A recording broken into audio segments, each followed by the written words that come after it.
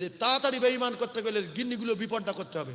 একটা ছোট্ট কথা আপনারা বোঝেন, বন্ধনবাদ, গ্রুপবাদ, লোনবাদ, সুদবাদ সব কিছুগুলোর জন্য বাদ দিলাম। একটা ছোট্ট কথা বলি, এখন আপনার গিন্নি দায়িত্ব আপনার না গ্রামের লোকের?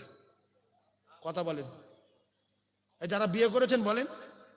আমার, তাহলে আমার গিন্নি কেউ যদি আমার কাছে এসে বলে ভাই আমার অনেক টাকা আছে, কয়েকশো করোড় কোটি টাকা আছে, আমি একটা ব্যবসা করছি যে মুসলমানদের গিন্নিগুলোর সঙ্গে আমি মিটিং করব, কথা বলবো, মাঝে মাঝে ডাকবো, স্বামী আসলে হবে না, স্বামী থাকলে কিন্তু হবে না, ওই মেয়েরা আসবে আর তাতে স্বামীর গা জ্বালা করবে।